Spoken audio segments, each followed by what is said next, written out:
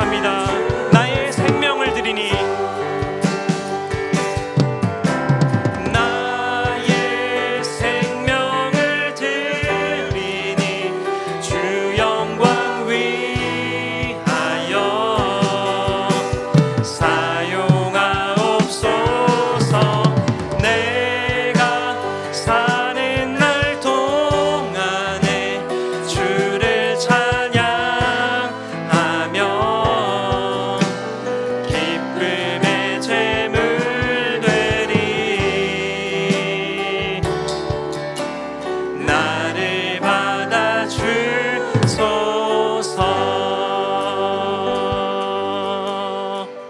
아멘.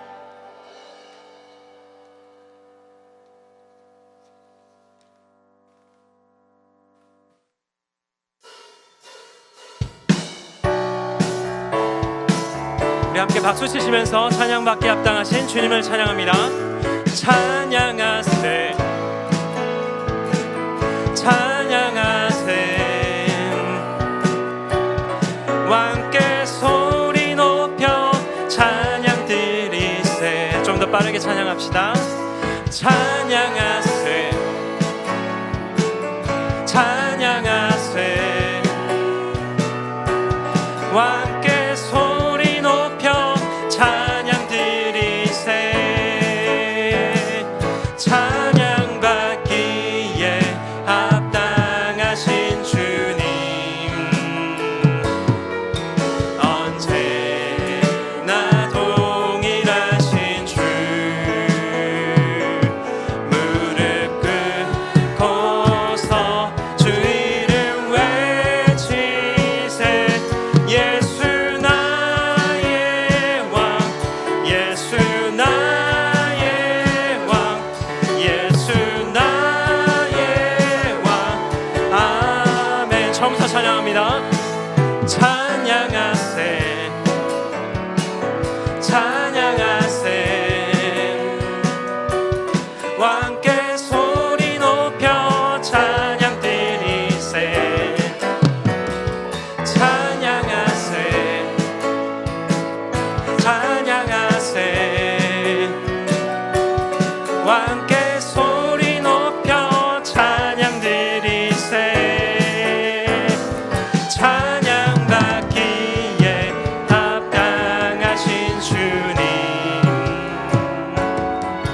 언제나 동일하신 주, 무릎 꿇고서 주 이름 외치세. 예수 나의 왕, 예수 나의 왕, 예수 나의 왕. 아멘. 찬양받기에, 찬양받기에 합당하신 주님,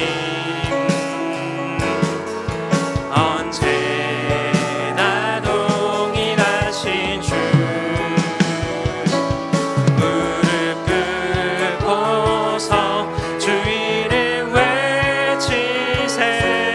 예수 나의 왕, 예수 나의 왕, 예수 나의 왕, 예수 나의 왕, 예수 나의 왕, 예수 나의 왕, 예수 나의. 우리 한 번 더 고백합니다. 예수 나의 왕, 예수 나의 왕, 예수 나의 왕, 예수 나의 왕. 아멘. 나의 반석이신 하나님, 나의 반석이신 하나님, 행하신 모든 것 완전하시니, 나의 생명 되신 하나님, 내게 행하신 일 찬양합니다. 진실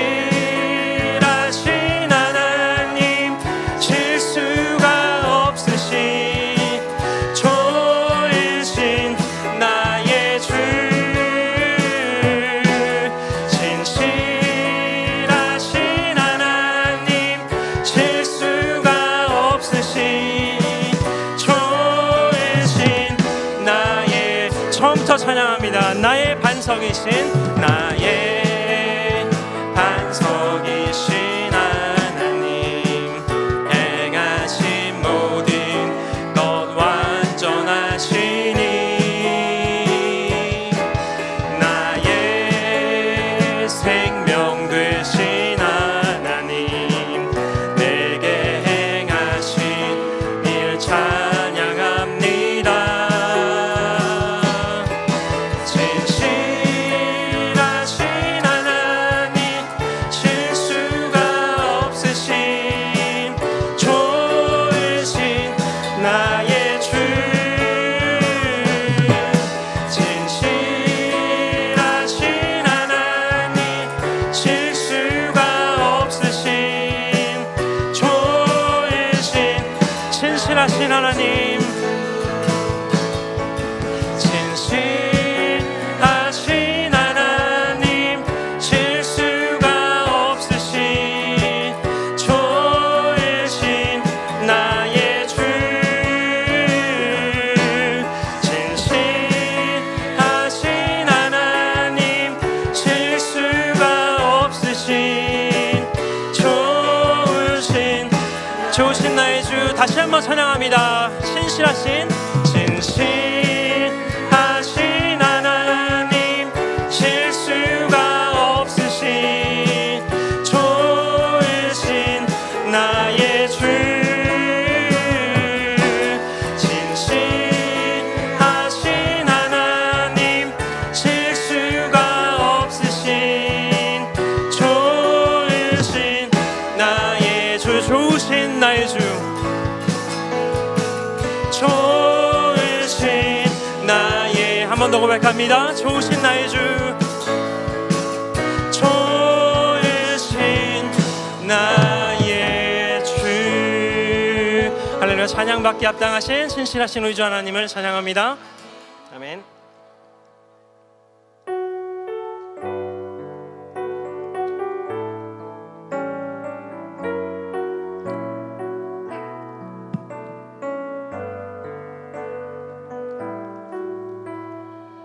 고백하며 나아갑니다. 오직 주의 사랑에 매여, 주의 사랑에 매여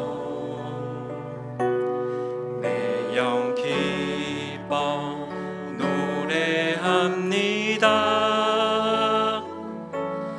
이 소망의 언덕 기쁨의 땅에서 주께 사랑드립니다.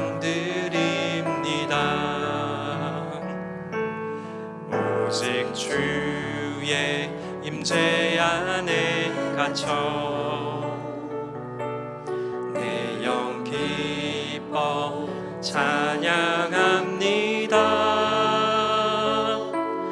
이 소명의 언덕 거룩한 땅에서 주께 경배드립니다.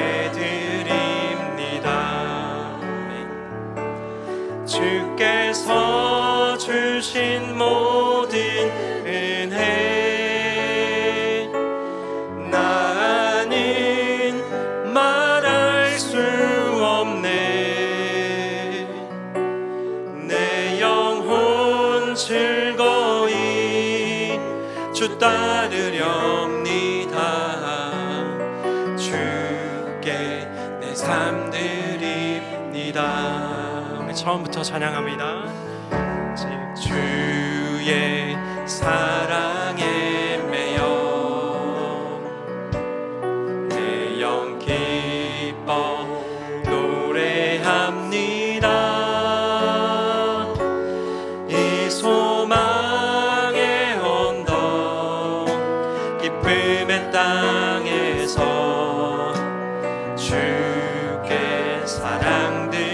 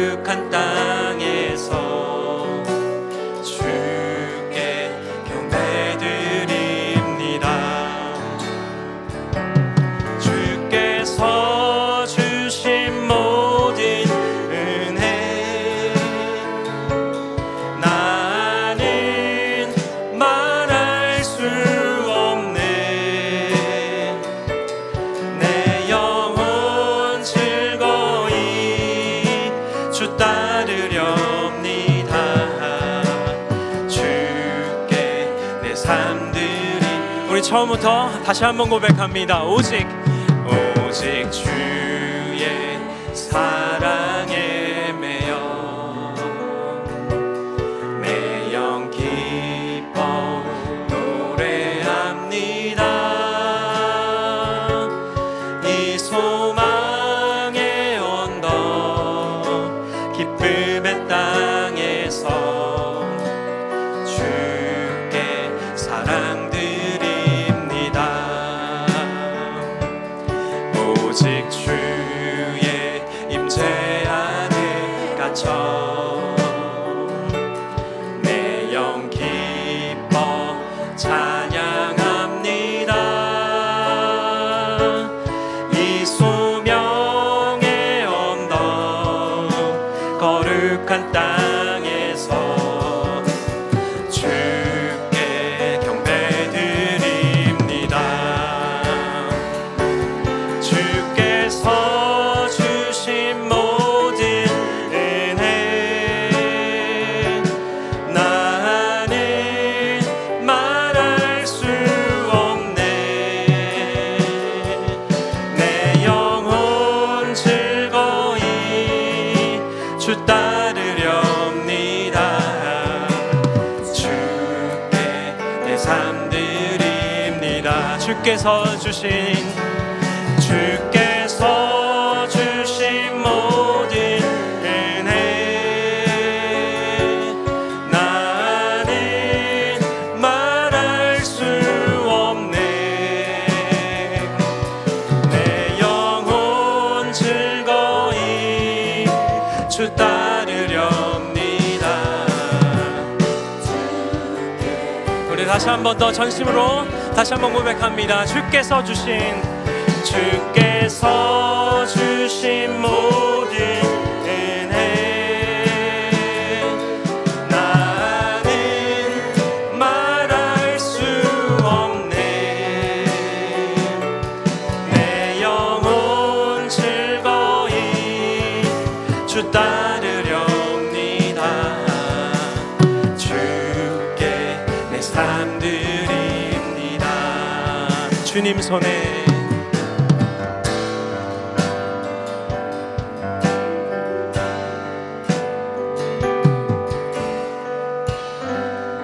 주님 손에 맡겨드리리. 나의 삶 주님께 주님 손이 나의 삶 붙드네. 나 주의 것 영원히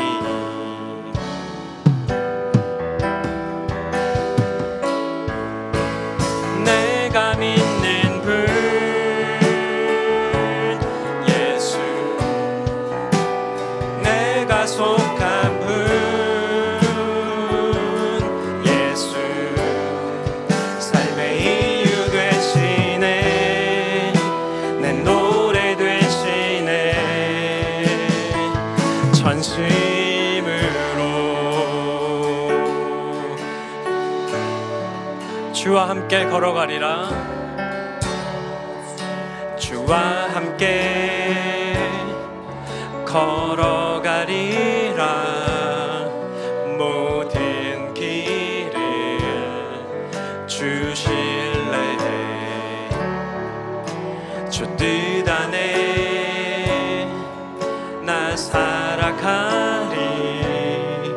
주의 약속은 영원해.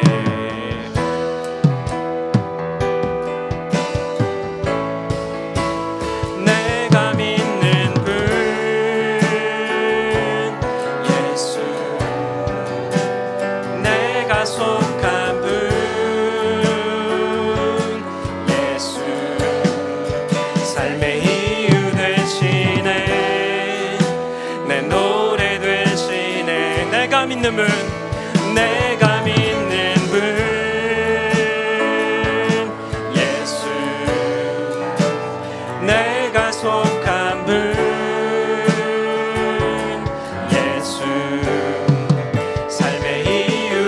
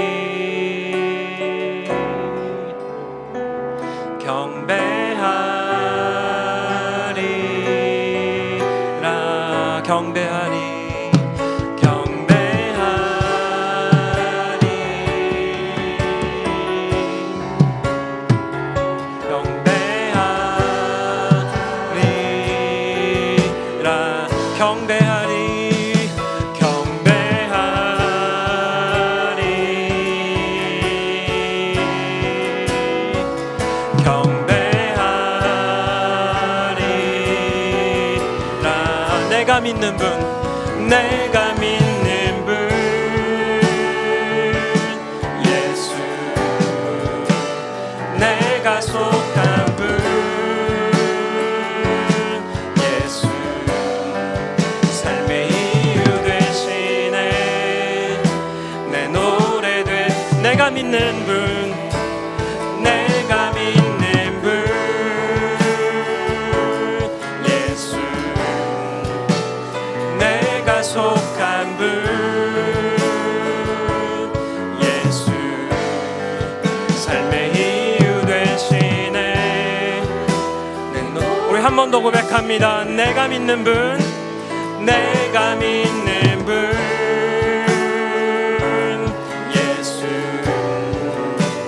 내가 속한 분,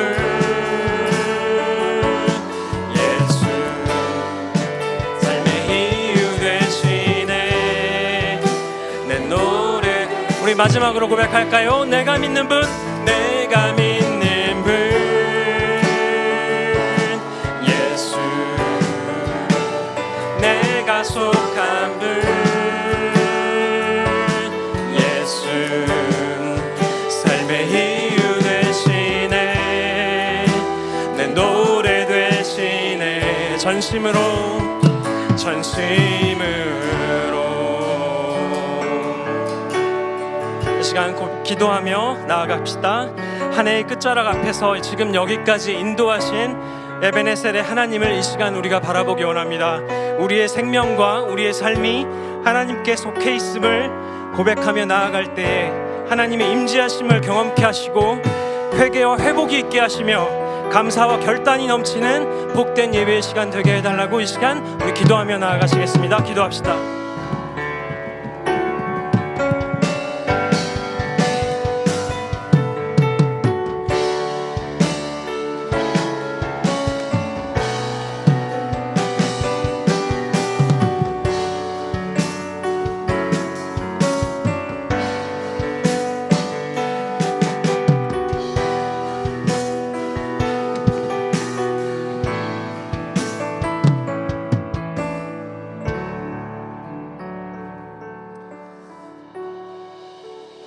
예수님의 이름으로 기도합니다. 아멘. 할렐루야. 네, 금요일 밤 오늘 날씨가 무지하게 춥네요. 이 추운 날 가운데도 이렇게 함께 예배하고 기도하는 자리로 찾아오신 성도 여러분들을 주님의 사랑으로 환영하고 축복합니다. 네, 건강 여러분 잘 챙기십시오. 난립니다, 난리야. 그 감기, 몸살, 또 독감 여러 가지 모양의 질병과 또 어려움들이 있는데 여러분 예배하는 그 자리에 나와 하나님께 축복을 구하는 그 기도를 위해서도 여러분이 꼭 건강 잘 챙기시고 또 연말 연시 너무나 중요한 때지 않습니까? 그 시간을 통하여 하나님 주시는 그 은혜를 잘 누리실 수 있기를 간절히 소망합니다. 이번 주일이 이제 올해 마지막 주일 예배입니다. 올해 다 마지막 2025년도 주일 예배 여러분 기대함으로 나오시고 오늘도 금요일 예배가 이제 이번 올해는 마지막, 그리고 돌아오는 다음 주 수요일도 마지막 수요일 예배, 그날이 이제 말일이에요. 마지막 날이라서 수요일은 오전 예배 우리가 드리고 저녁 예배는 그날 없습니다. 이번 한 주만, 다음 한 주만 수요일 날 저녁 예배가 없고요. 그 다음 날에 우리 아침에 신년 예배로 11시에 모이잖아요. 그 11시에 또 함께 나와서 새로운 한 해를 온 가족이 함께 우리 교우들과 함께 시작하는 그 날이 됐으면 좋겠고요. 그날 말씀 카드, 올해 내게 주시는 말씀 카드 받는 그 날이니까 가족들이 함께 나와서 그 귀한 말씀 가운데 결단하시는 시간이 되기를 바랍니다. 네, 오늘 말씀 함께 보겠습니다. 요한복음 20장 28절 29절의 말씀. 요한복음 20장 28절 29절의 말씀. 우리 한 목소리로 같이 한번 읽겠습니다. 시작. 도마가 대답하여 이르되 나의 주님이시요 나의 하나님이시니이다. 예수께서 이르시되 너는 나를 본고로 믿느냐? 보지 못하고 믿는 자들은 복되도다 하시니라. 아멘. 혹시 그 물병이 하나 있으면은 저 하나만 갖다 주시겠어요? 물병이 하나 있으면 좋을 것 같아요. 오늘 잠자는 자여 깨어나라, 이제 네 번째 말씀으로 왜 믿는가, 네 번째 말씀. 감사합니다. 네 번째 말씀을 함께 나누도록 하겠습니다. 제목이 질문으로 되어 있습니다. 왜 믿는가? 이 말씀은 흔히 우리가 완전히 믿음이 없다라고 말하는 사람들에게 믿음의 이유를 설명하기 위한 변증이라기보다는 믿음이 있다라고 하는 신자들, 우리들이죠. 그러니까 신자들에게 현재 믿음의 상태를 점검하고 함께 새로운 결단을 하기를 바라는 마음으로 묵상을 하고 이 말씀을 한번 준비를 해봤습니다. 우리 모두 믿음이 있는 사람들입니다. 그래서 여기 모여 있는 거죠. 믿음이 있으니까 그 믿음을 가지고서 이 자리에 나와서 예배합니다. 근데 믿음이 있다고 모두가 다 같지는 않습니다. 또 좀 더 잘 믿는 사람이 있는가 하면 좀 잘 못 믿는 사람도 있을 거예요. 그럼 무엇이 잘 믿는 것이고 무엇이 잘못 믿는 것일까? 잠자는 자여 일어나라의 이 설교 시리즈에 적용을 해보면 잘못 믿는 상태를 영적으로 잠자는 상태로 치환해도 될 것 같습니다. 그러니까 잘못 믿는다라는 것은 곧 영적으로 잠들어 있는 상태라고 말할 수 있어요. 잠자는 자여 일어나라, 오늘 네 번째 마지막 시간으로 우리의 믿음을 점검함으로 영적인 잠에서 깨어날 수 있도록 한번 도전하는 시간이 되기를 소망합니다. 왜 믿는가? 질문을 조금 바꿔보면 이렇게 물어볼 수 있을 것 같아요. 우리의 믿음의 목적은 무엇인가?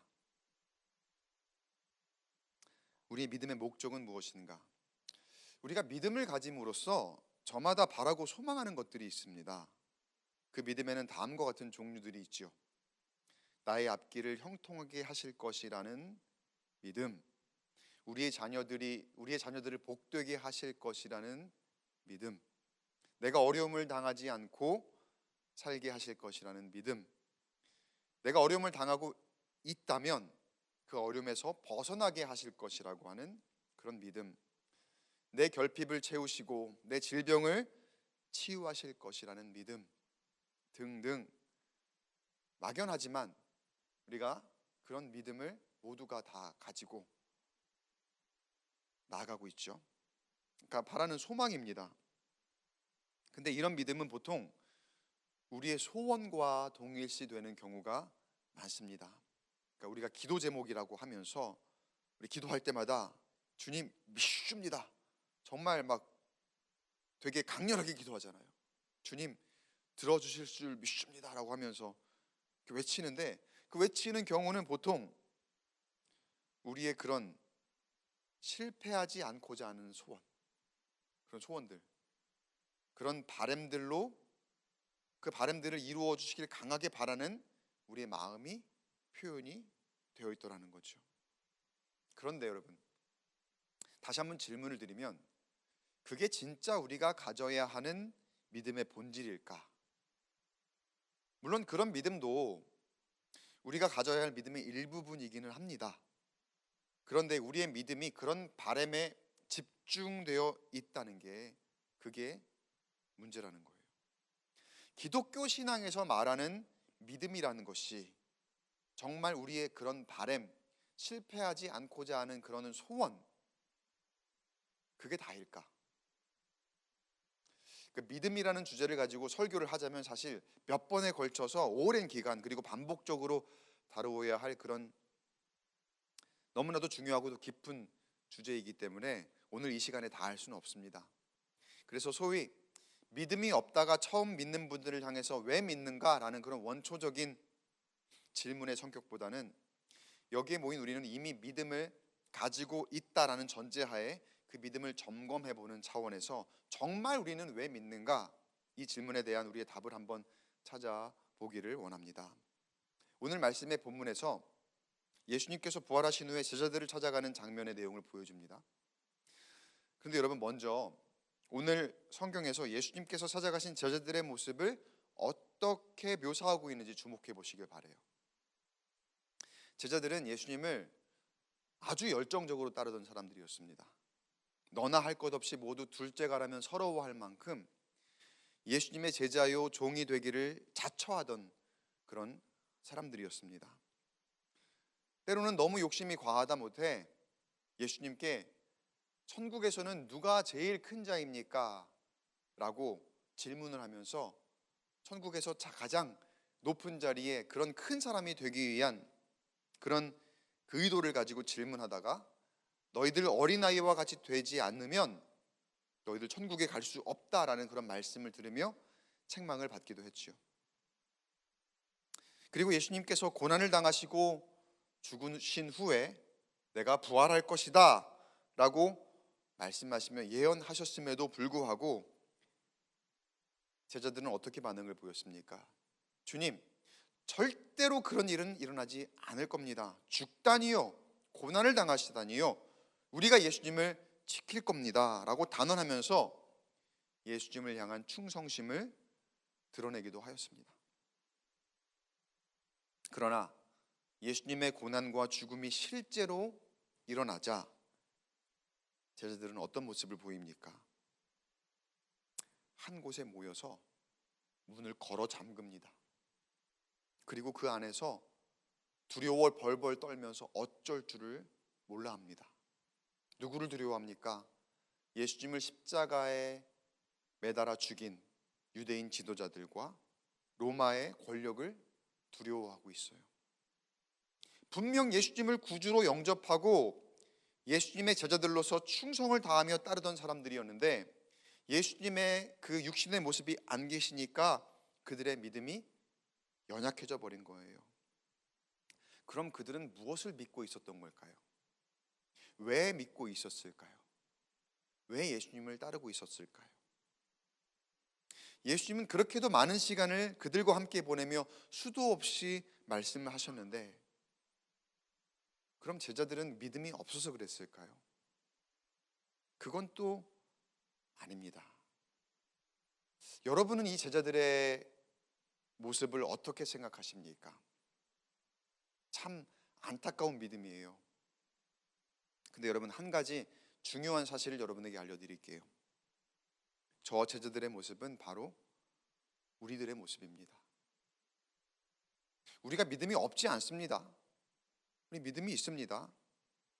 그런데 그 믿음이 어느새 얼마나 연약해져 있는지 몰라요.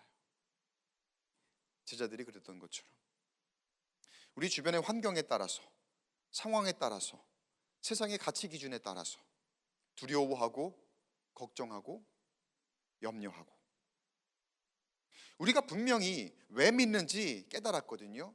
그리고 우리가 왜 믿는지 알았었거든요.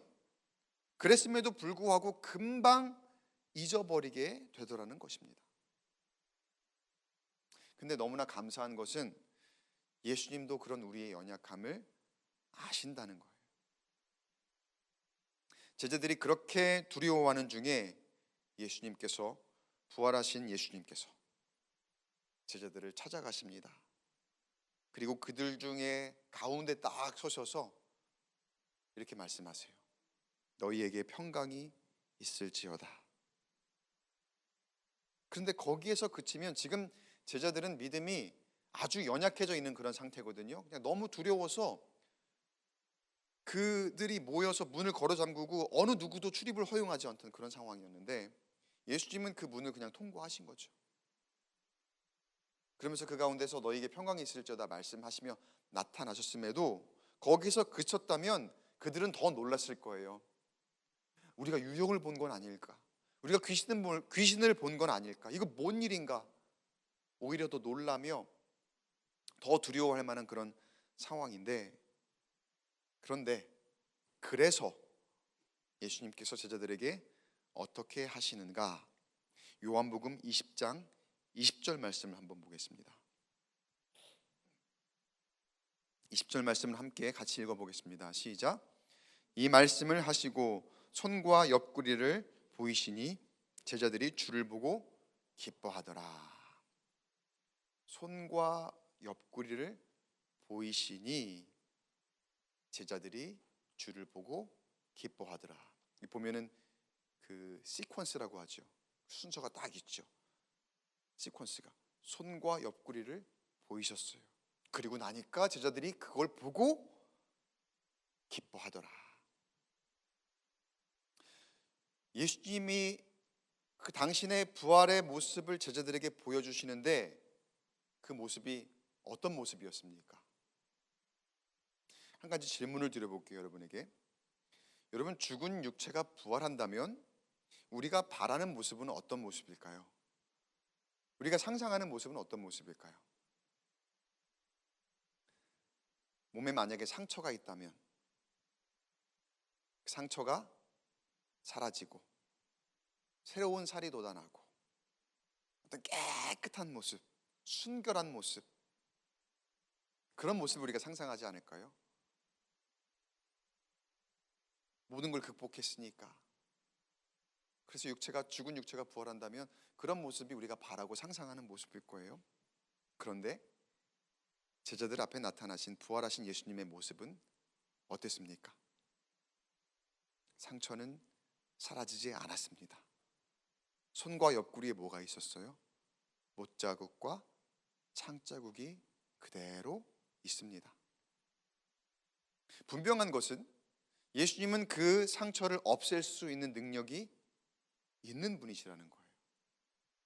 그런데 그렇게 부활하지 않으셨어요. 그럼 왜 그러셨을까요? 충분히 그 모든 상처를 다 메꾸고 새살이 돋아 완전히 깨끗하고 순결한 그런 모습으로 부활하실 수 있었는데 왜 예수님은 그렇게 하시지 않으시고 그 상처를 그대로 놔두셨을까요? 다른 이유 없어요. 제자들에게 그 상처를 보여주시기 위해서. 첫째로는 그들의 그 연약해진 믿음을 다시 일깨워 주시기 위해서 그러셨고요. 둘째 이유가 사실은 더 중요한 것인데, 둘째 이유는요, 그 상처가 바로 예수님이 이 땅에 오신 이유이기 때문입니다. 우리는 예수님의 부활을 생각할 때 무언가 완벽함을 떠올리죠. 완벽함 맞습니다. 그 모든 그 죽음의 영의 권세를 물리치시고 승리하셨으니까요. 죽음을 이기신 거니까요. 완벽한 승리죠.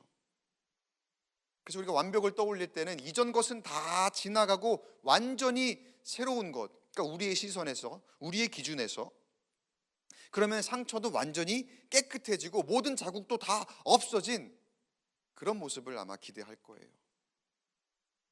그래서 우리의 믿음은 예수님이 그렇게 모든 고난을 대신 다 짊어지시고 부활 승리하신 분이시니까, 그럼 우리는 그 예수님 믿으면 우리는 고난 없고 우리는 상처 없고 기쁨과 승리만 있어야 된다는 그런 논리가 되기도 합니다. 그리고 그렇게 믿는 것이, 그리고 그 믿음을 가진 사람이 그렇게 고난도 없고 슬픔도 없고 아픔도 없고 상처도 없이 소위 형통하다고 하죠. 잘 나간다고 하죠. 그렇게 잘 산다고 하죠. 그런 모습이 우리가 보통 평가하는 믿음의 기준이 되기도 해요. 야, 저 사람 잘 믿으니까 저렇게 잘 된대. 야, 저 사람 잘 믿으니까 저렇게 잘 나간대. 저 사람은 늘 기쁘대. 근데 세상의 기준으로 정말 그 기쁨이 좋은 믿음일까? 정말 그게 믿음의 이유가 될까요?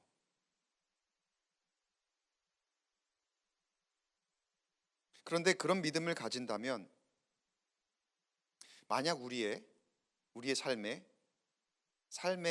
아픔이나 상처가 생긴다면 그럼 그런 인생은 어떻게 평가될까요? 상처가 있을 수 있잖아요. 그러면 그 상처를 가진 사람은 어떻게 평가되겠습니까? 저 사람은 믿음이 없구나. 저 사람은 기도 응답을 못 받는구나. 저 사람은 실패했구나. 너무나도 쉽게 믿음이 없는 삶과 실패한 삶의 평가가 우리 사이에 이루어지게 될 거예요. 그런데 예수님은 어떻게 다가오셨다고요? 예수님은 분명히 온전하게 승리하셨음에도 불구하고 예수님의 몸에 그 상흔을 남겨놓으셨습니다.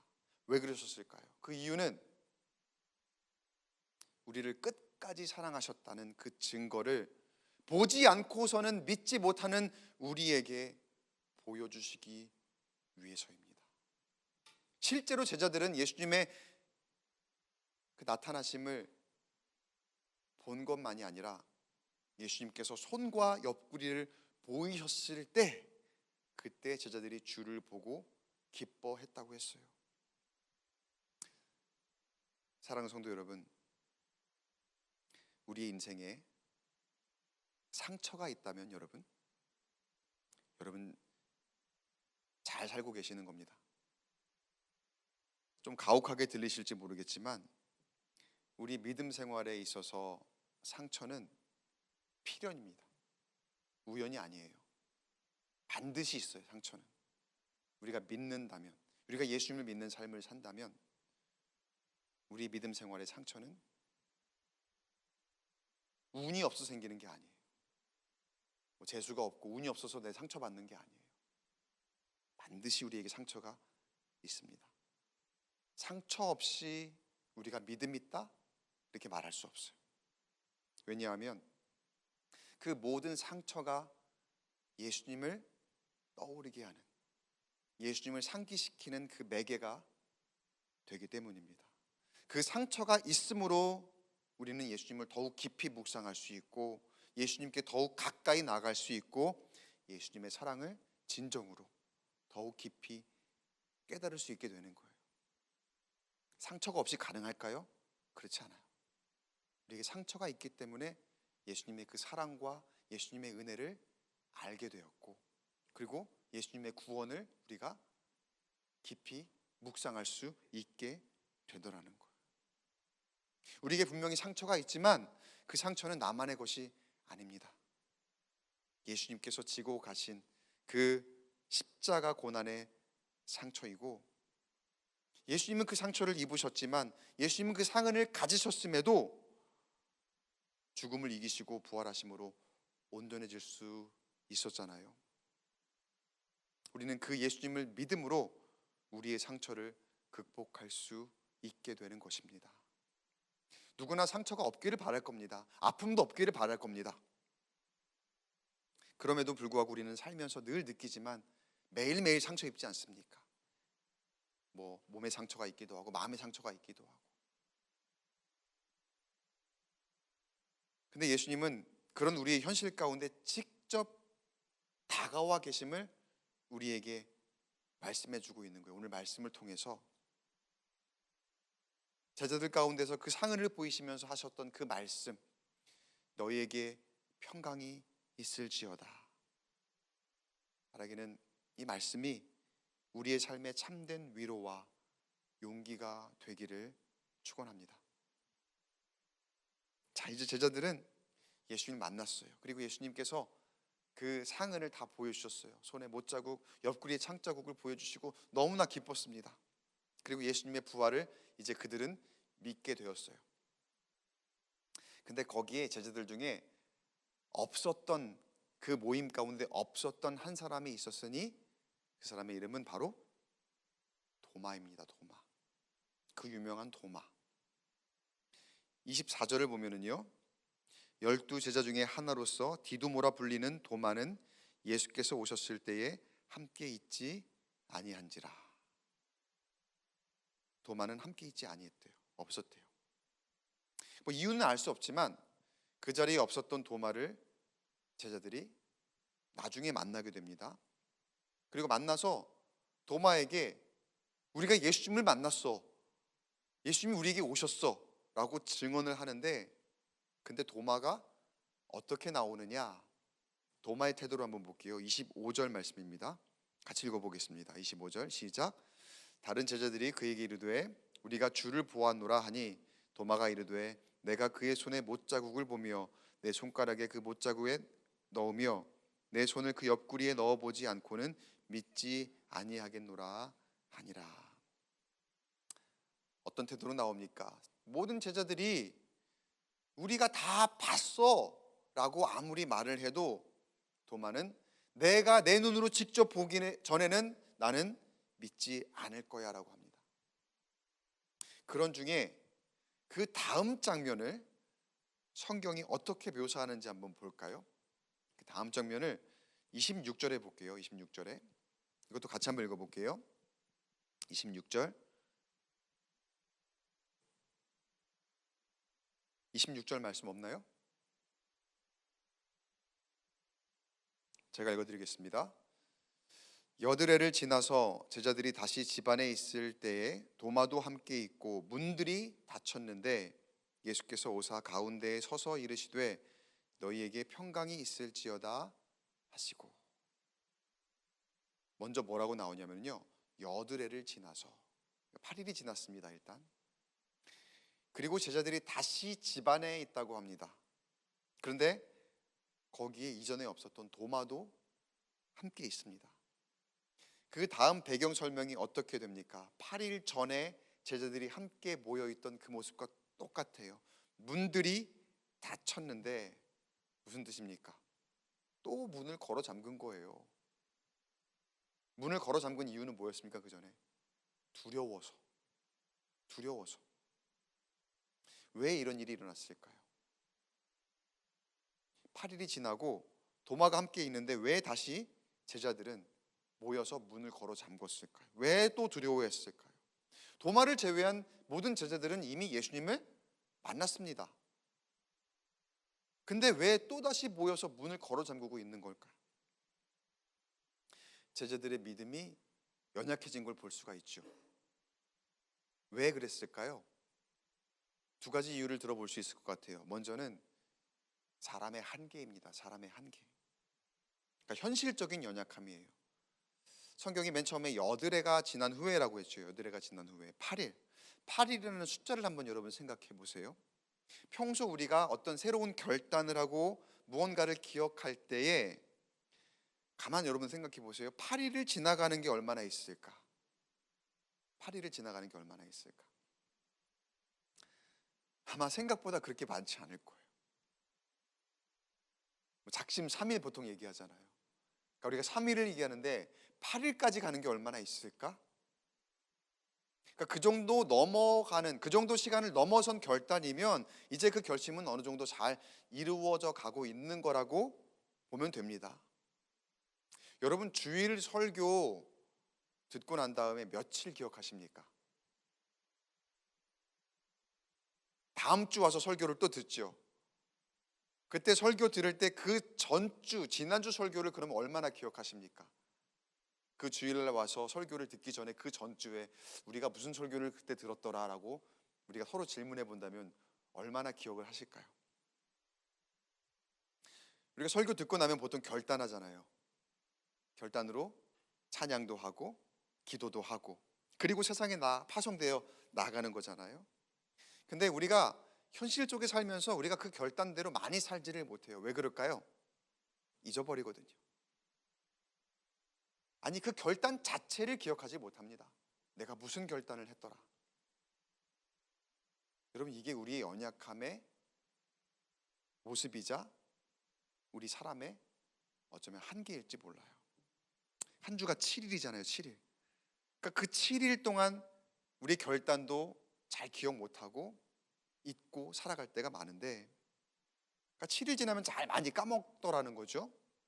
그러니까 8일이면 어떻습니까? 8일이면 7일보다 더 지난 시간인데 그 결단과 믿음 참 연약해지기 쉽죠. 그럼 어떻게 해야 될까요? 우리가 7일이 됐든 8일이 됐든 우리의 그 한계를 극복하기 위해서 우리는 그 시간들을 더 쪼개서 그 결단들을 다시 한번 떠올리고 상기하기 위한 어떤 노력을 해야 되는 거예요. 그냥 잊은 채로 살면은 안 되고, 그냥 우리 연약함을 인정해 버리면 안 되고, 어떻게 하면 그 결단을 계속해서 우리가 떠올리며 살 수 있을까? 그러니까 예배를 예로 들면은 우리가 주일 예배 드리고 7일 동안 그 결단을 유지할 수 없기 때문에, 그래서 여러분 평일에도 수요일에도 오늘 금요일 여러분 나오셨잖아요. 너무 잘 나오셨는데 수요일에도 예배가 있는 거고요. 그래서 금요일에도 예배가 있는 거고요. 매일매일 평일에도 새벽 기도회가 있는 거고요. 여러분 스스로의 큐티 시간도 있는 거고요. 그런 게 왜 있겠습니까? 매일매일의 결단이 필요하기 때문에 그런 거예요. 중간중간에 더 시간을 쪼개서 우리가 다시 한번 말씀 듣고 또 다시 한번 결단하고 살아가야 될 그런 은혜의 수단들이 우리에게 주어져 있다는 거예요. 그래야 그 믿음의 연약해짐을 다시 한번 강화할 수 있고, 그렇게 하나님 뜻대로 살아갈 수 있으니까. 그게 여러분 교회에서 여러분 귀찮게 하려고 그러겠습니까?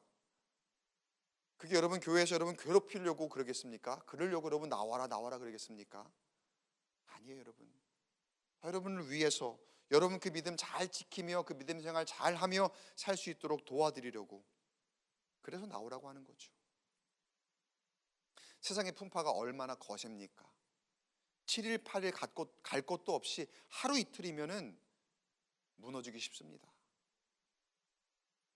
세상이 그래요. 좀 더 나오시기를 축복합니다. 예배의 자리에 좀 더 나오시고 좀 더 쪼개어서 기회가 될 때마다 그 결단 가운데로 나오시길 바라요. 두 번째 믿음의 그 연약해지는 이유가 뭐냐면요, 사람의 영향력입니다.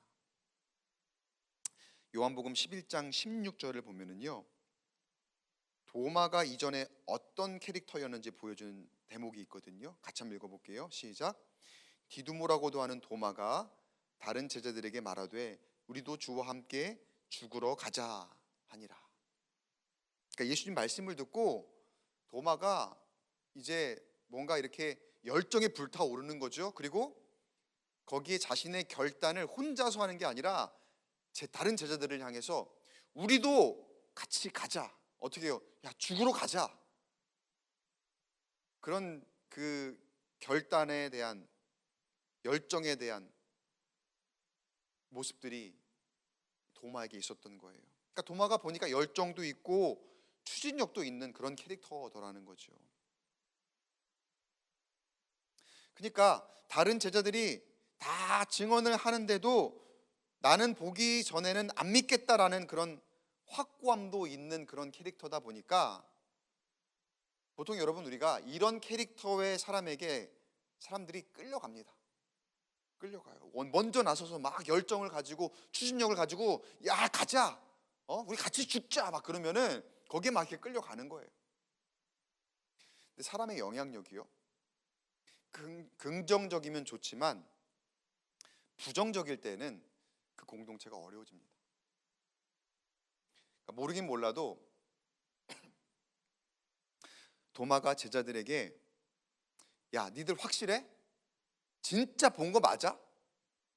그러니까 니들 너무 두려우니까 그 현실에서 조금 벗어나 보려고 헛것 본 거 아니야?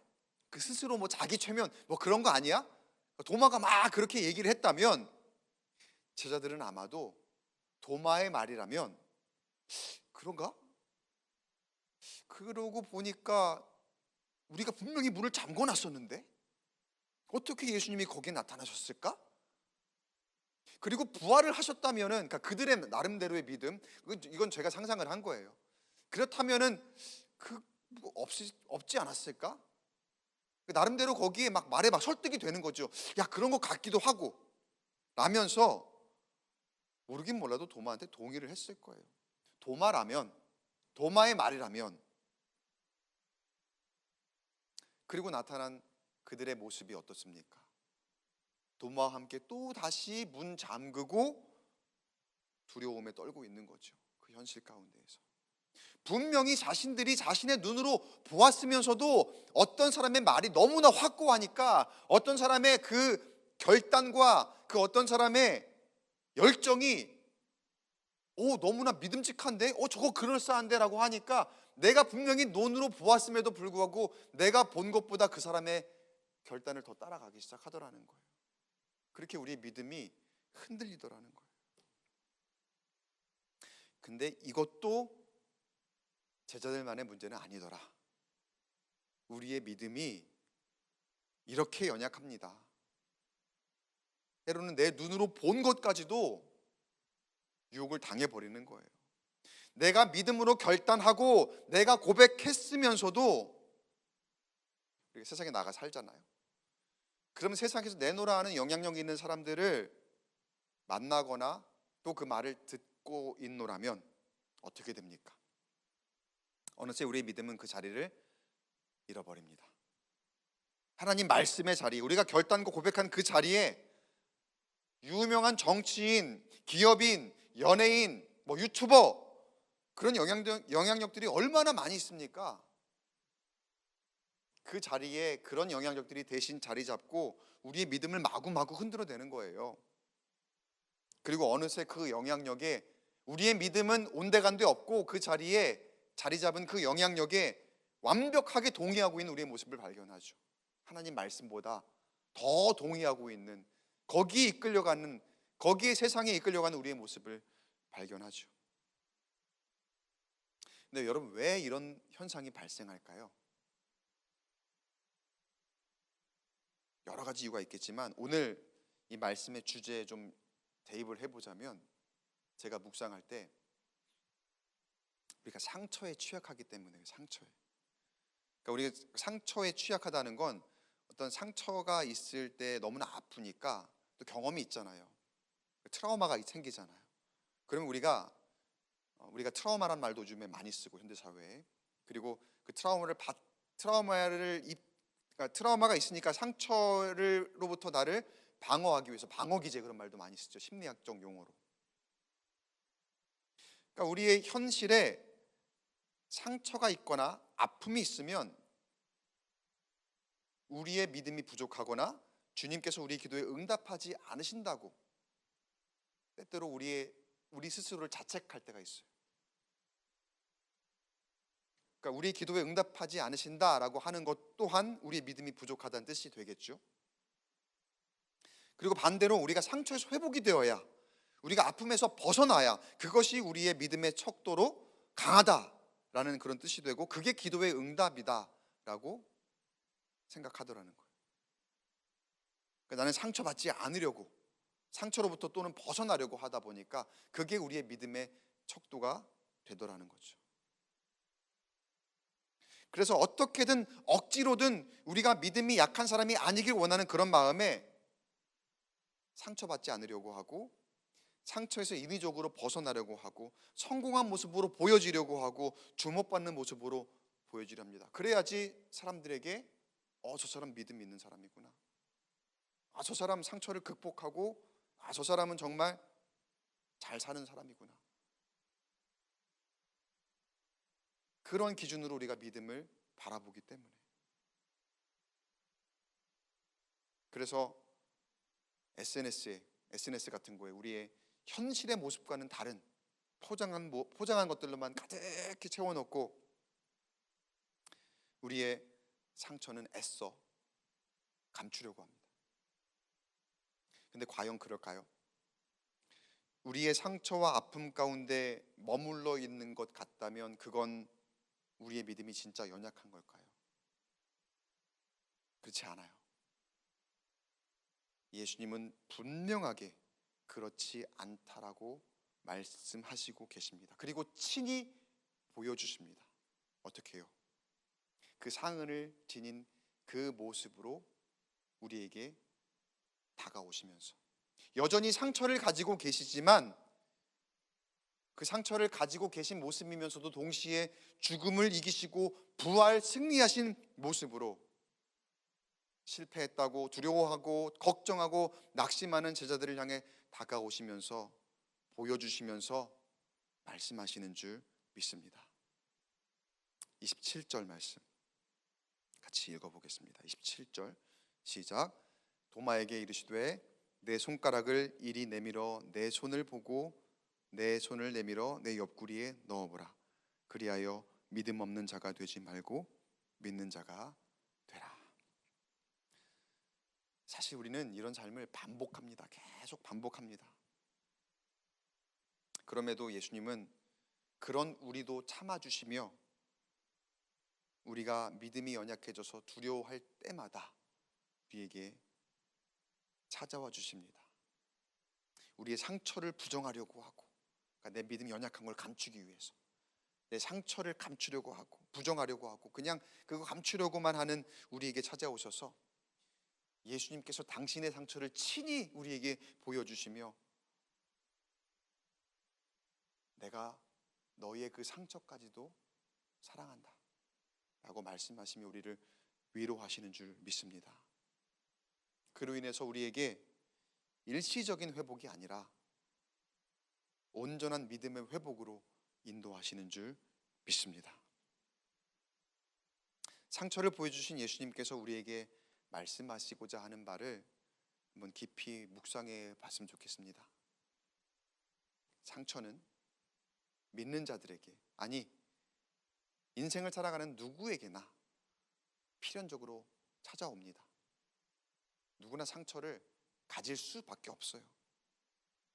근데 우리의 기도는 어떻습니까? 많은 경우에 상처 없게 해달라고 기도합니다. 다른 사람은 상처 입어도 괜찮지만 나는 상처 없기를 바라는 우리의 기도일 때가 너무 많아요. 그러나 여러분, 상처는 어디에나 있어요. 그리고 나에게 반드시 그 상처 있습니다. 어딜 가도 있습니다. 왜 그럴까요? 그게 현실입니다.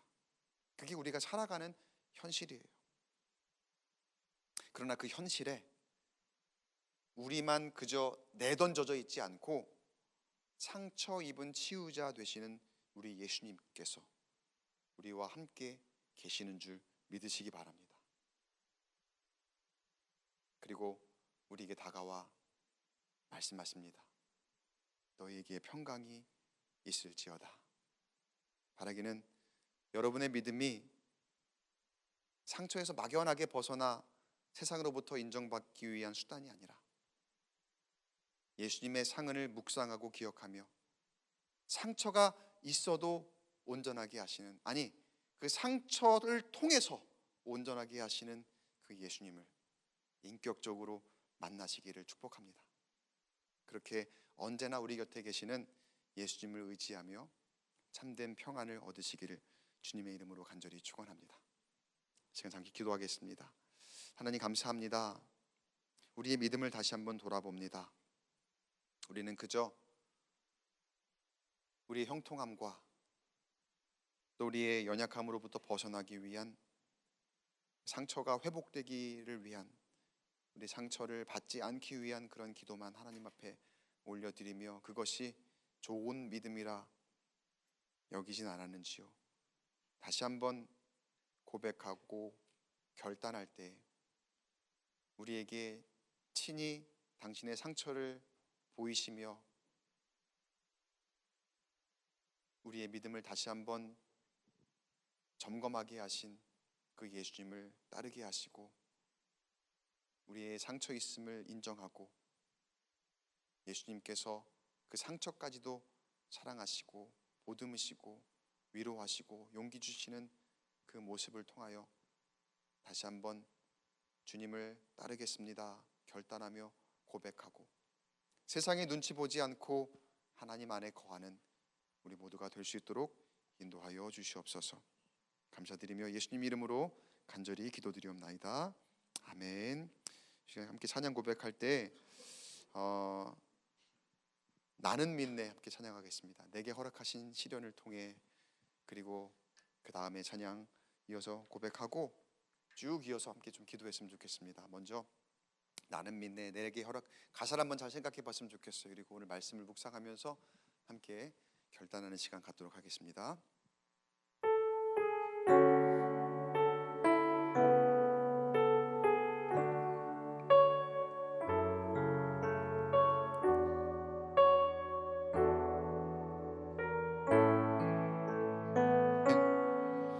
내게 허락하신 시련을 통해 나의 믿음 더욱 강하게 자라나고 험한 산과 골 골짜기 지나는 동안 주께 더 가까이 나를 이끄시네. 내가 겪는 시험이 어렵고 힘겨워도 내 주님보다 크지 않네. 내 앞에 바다가 갈라지지 않으며 주가 나로 바다 위 걷게 하리. 나는 믿네. 주의 능력으로 내 삶 새롭게 되리. 나는 믿네. 주의 능력으로 담대히 나가리라. 주와 함께 싸워 승리하리라. 날마다 믿음으로 나 살아가리. 우리 처음부터 다시 한번 고백하겠습니다. 내게 허락하신 시련을 통해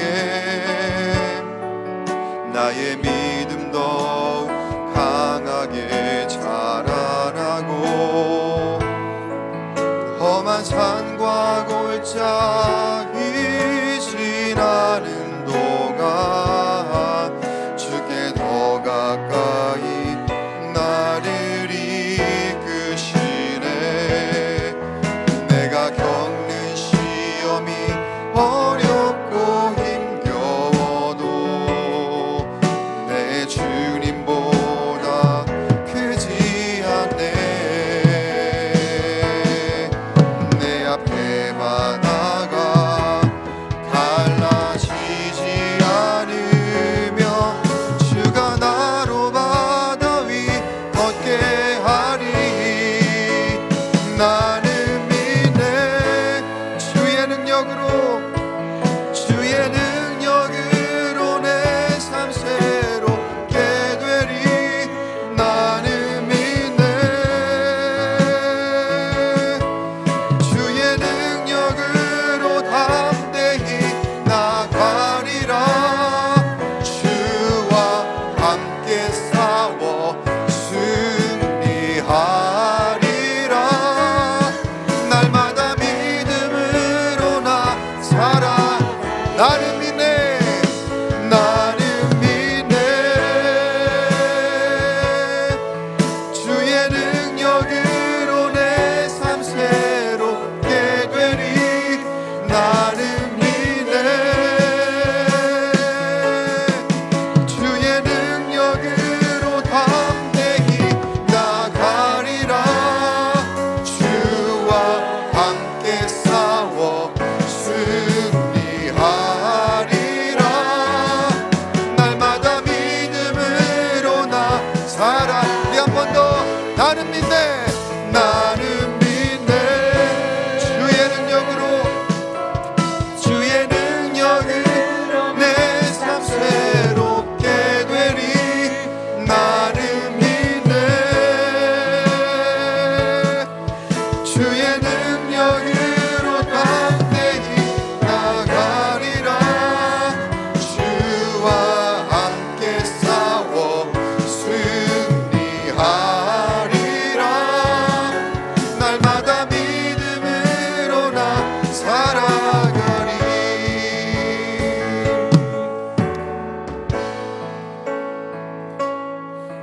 나의 안에 거하라.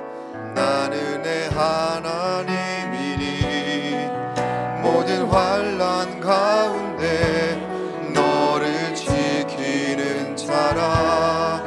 두려워하지 말라. 내가 널 도와주리니 놀라지 말라. 내 손 잡아주리라. 나의 안에 거하라. 나의 안에 거하라.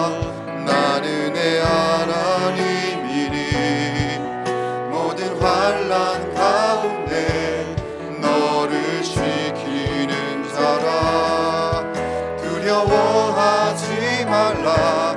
내가 널 도와주리니 놀라지 말라. 내 손 잡아주리라. 내가 너를 지명하여 내가 너를 지명하여 불러나니 너는 내 것이라. 내 것이라. 너의 하나님이라. 내가 너를 보배롭고 존귀하게 여기노라. 너를 사랑하는 내 여호와라. 내가 너를 지명하여 내가 너를 지명하여 불렀나니 너는 내 것이라. 내 것이라. 너의 하나님이라.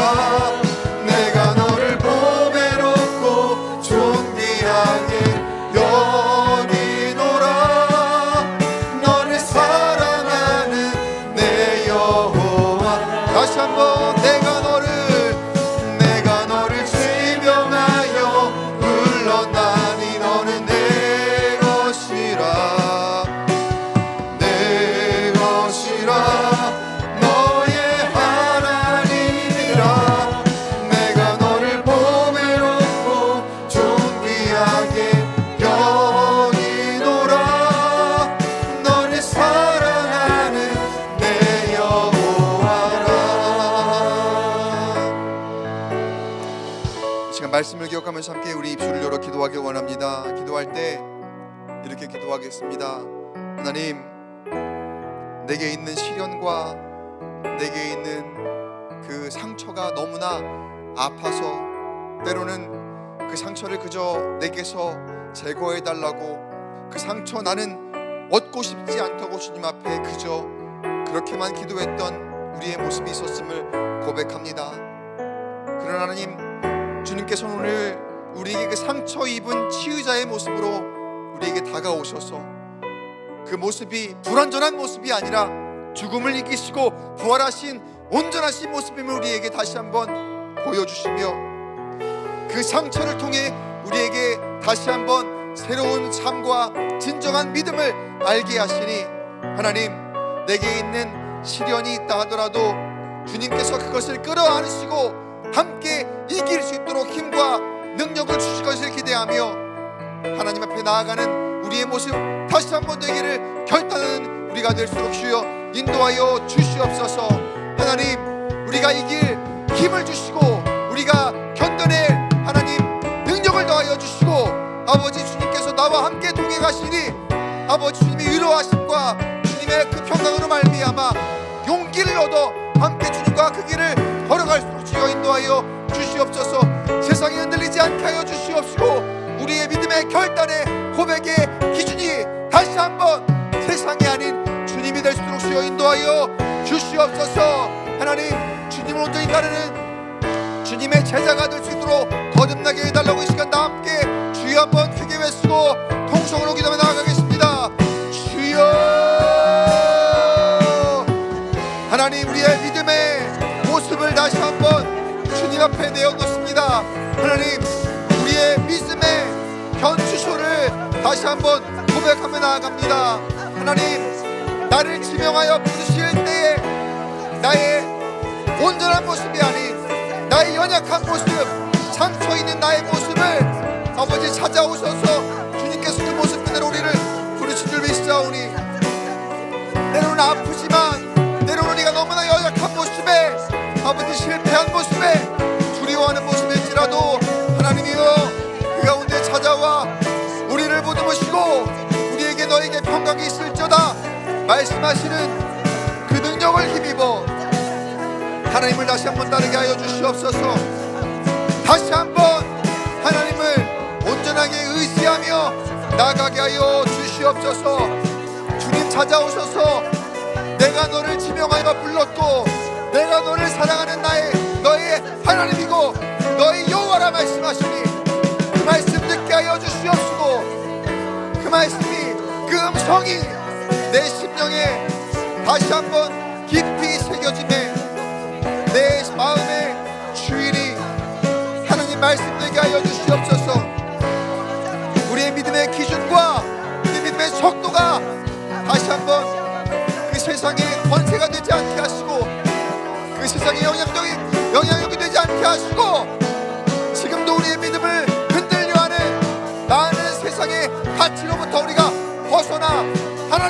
믿음을 다시 한번 붙잡고 나아갈 수 있도록 주여 우리의 믿음을 붙잡으시고 인도하여 주시옵소서. 하나님, 내가 의지할 곳은 오직 주님입니다. 내가 의지할 곳은 오직 주님의 손길이오니 하나님이여 내 손 잡아주옵소서. 하나님이여 나를 붙잡아 주시옵소서.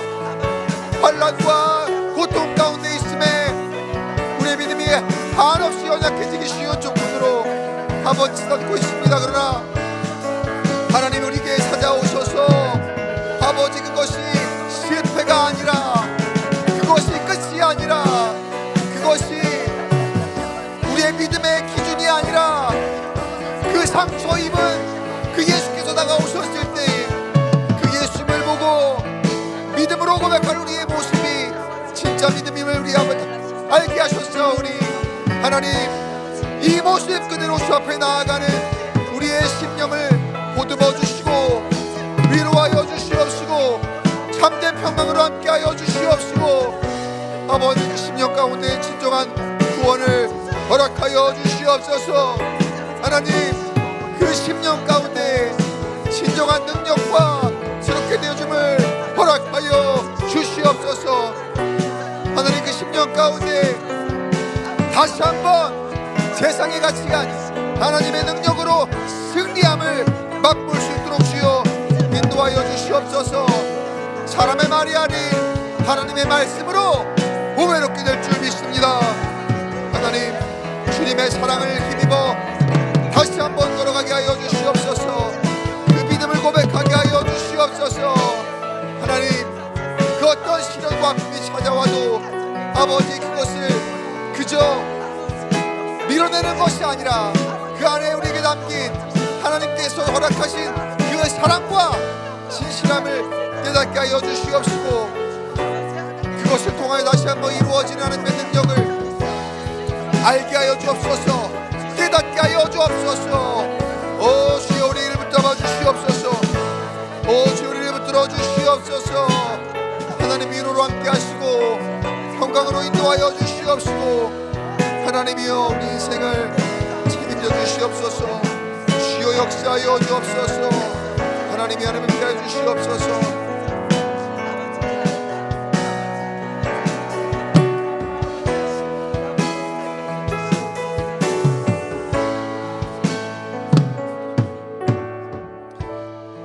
이 시간 한 번 더 말씀을 묵상하면서 기도했으면 좋겠습니다. 기도할 때 우리의 상처를 한번 돌아봤으면 좋겠습니다.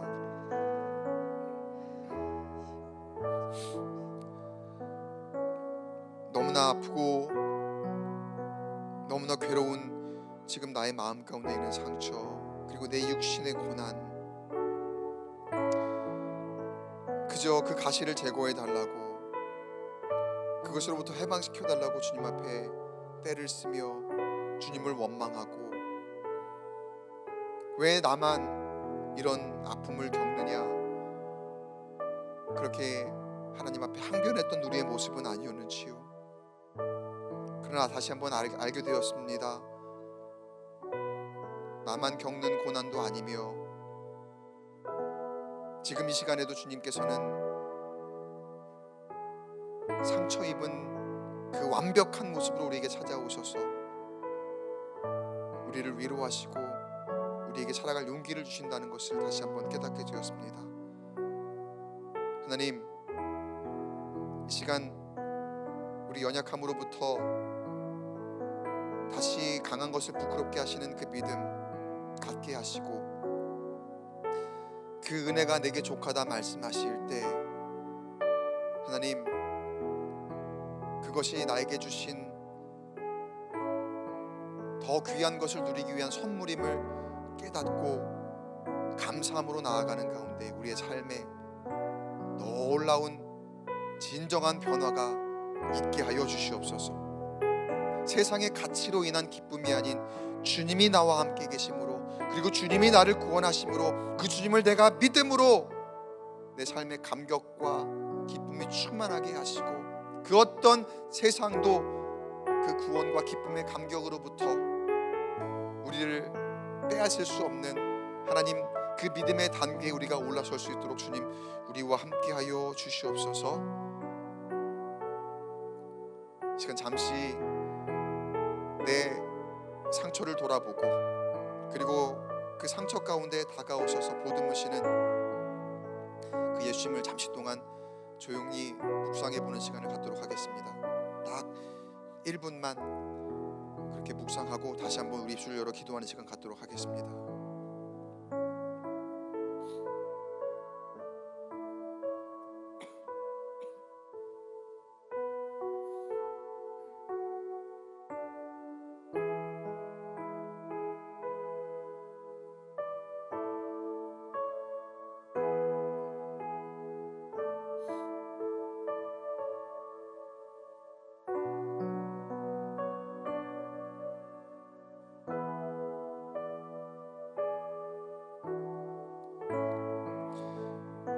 시간 기도할 때 하나님 그래도 참 아픕니다.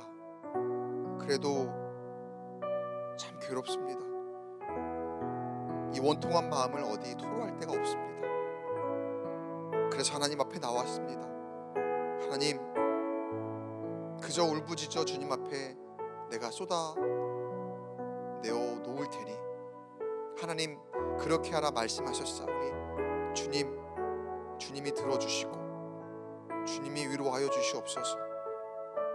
주님이 위로하시며 주님이 만져주실 때 우리의 마음이 풀리게 하시고 또 지금 당장 현실적인 그 아픔에서 벗어날 수 없다 하더라도 하나님께서 주시는 진정한 평안을 얻게 하시고 다시 한번 살아갈 힘과 용기를 얻는 이 귀한 시간이 되게 하여 주시옵소서.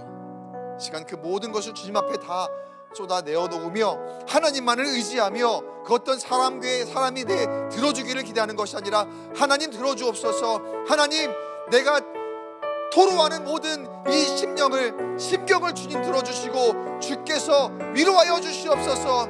우리 기도 제목을 다시 한번 주여 한번 크게 외치고 통성으로 기도하며 나가겠습니다. 주여 하나님만 아버지 우리 진정한 위로자가 되심을 믿습니다. 주님 앞에 온전히 내려놓고 아버지 주님께 토로하는 아버지 하나님 이 심령을 아버지 불쌍히 여겨주시옵소서. 긍휼히 여겨주시옵소서. 하나님이여 그 어떤 사람도 알지 못합니다.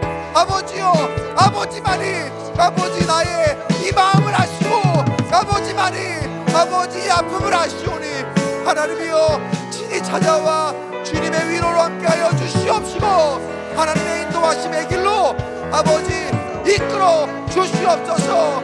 아버지 현실의 조건은 바뀌지 않는다 하더라도 하나님께서 친히 하늘의 길로 인도하실 줄 믿습니다. 주여 주의 궁극적인 위로하심으로 다시 한번 새롭게 하여 주시옵시고 주님 말씀 안에 진정한 인간 믿음을 깨닫고 나아가도록 인도하여 주시옵소서. 나로 하여금 아버지 더 많은 사람을 위로하라 말씀하시고 더 많은 사람에게 주님의 사랑을 전하라 말씀하시는 분명한 이유가 아버지 가운데 있음을 믿사오니 우리의 믿음의 근거가 세상이 되지 않게 하여 주시옵시고 하나님 아버지의 그 말씀이 되도록 주여 인도하여 주시옵소서.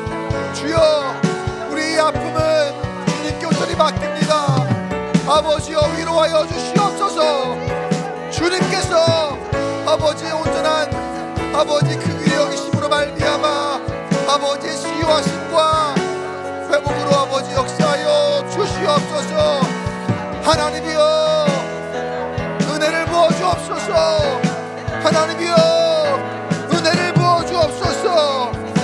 하늘의 신령한 아버지 근능적으로 복을 내려주시옵시고 아버지 세상에 아버지 그 악한 꾀에 빠지지 않도록 인도하여 주시며 하나님 말씀을 조롱하고 아버지의 의로 살아가는 주님의 백성들을 기만하고 모욕하는 아버지 하나님 그들에게 앞에 압도당하지 않게 하여 주시옵시며, 하나님의 말씀으로 쭉 바로 세워지는 우리 광교 꿈의 교회가 되게 하여 주시옵소서. 하나님 말씀으로 무장하게 하시고, 우리 연약함 가운데 실패를 여기지 않게 하여 주시며, 하나님이 나와 함께 동행하심으로, 예수 그리스도가 나와 함께 동행하심으로 아버지께 주시는 참된 믿음을 다시 한번 깨달아 알게 하여 주시고, 그 믿음 가지고 진정한 승리를 맛보는 우리가 되게 하여 주시옵소서. 하나님 믿습니다. 진정 주님을 믿습니다. 아버지, 주님의 능력과 주님의 권능과 주님의 은혜와 주님의 사랑을 믿사오니, 하나님이여, 내 눈으로 보기 전에 아버지 믿음으로 말미암아 주님을 더욱 따라가는 참된 구원의 결실을 맺어 나아가는 아버지 우리 교회가 될수록 주여 인도하여 주시옵소서. 시험 당하지 않게 하여 주시옵시고, 시험을 이기게 하여 주시옵시며, 그 어떤 것도 주님보다 크지 않으니 하나님이 나의 삶 가운데 온전한 우선이 될수록 주여 인도하시고 역사하여 주시옵소서.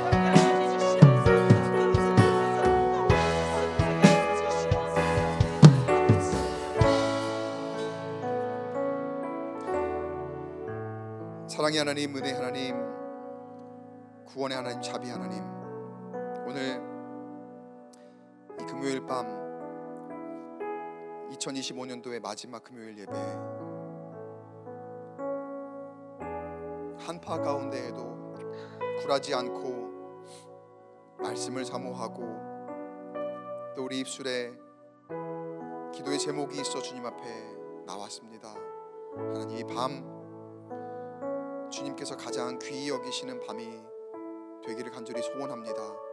하나님이여, 우리를 긍휼히 여겨 주시옵소서. 우리를 불쌍히 여기셔서 우리 기도를 들어 응답하시고, 때론 내 상처가 너무나 아프기에 하나님 앞에 그저 탄식하며 울부짖을 수밖에 없는 우리의 연약한 모습입니다. 그러나 그런 모습까지도 괜찮다, 너 실패한 거 아니다 라고 찾아와 말씀하시며, 친히 상처 입은 그 모습을 보여주시며 우리를 위로하시며 용기를 주시는 그 주님, 오늘 만나기를 원합니다. 그리고 주님과 함께 올해 잘 마무리하고 내년을 새롭게 맞이하기를 원하오니, 주님 인격적으로 만나게 하시고 우리의 삶 가운데 하나님과 동행함을 가장 기쁨으로 여기는 우리의 인생 되도록 인도하여 주시옵소서. 현실적으로 당장 바뀌지 않는 그런 모습에 인간적으로는 다시 한번 낙심하고 실망할 수도 있습니다. 그러나 그런 연약한 모습, 주님 책망하지 마시고 다시 한번 우리를 찾아와 주시며 위로하시고 용기 주시는 그 인내의 열매가 우리 가운데 있게 하시고, 그로 인하여 늘 감사할 수 있는 믿음 더욱더욱 자라날 수 있도록 하나님 우리 가운데 함께하여 주시옵소서. 이 시간 이후에 우리 입술에 더욱 큰 권세를 더하셔서 그 입술로 세상의 말을 하기보다 하나님 말씀을 선포하고 주님 앞에 기도 올리게 하시고, 그 기도가 주님께 상달되어짐에 하나하나 주의 뜻대로 가장 선한 능력으로 응답받는 이 밤이 되게 인도하여 주시옵소서. 우리 연약함을 인정하며 더욱 주님 말씀으로 무장하고 나아가기 위해 우리의 시간을 쪼개어 더욱 하나님 말씀을 상기할 수 있는 예배 자리에 나오게 하시고, 그를 통하여 하나님이 인도하시는 삶, 하나님이 인정하시는 삶, 하나님께 칭찬받는 삶 살아가는 주의 백성들 될 수 있도록 인도하여 주시옵소서. 오늘 우리 기도 가운데 응답하심을 믿고 감사드리며 이 모든 말씀 우리 구주 예수 그리스도 이름으로 간절히 기도드리옵나이다. 아멘.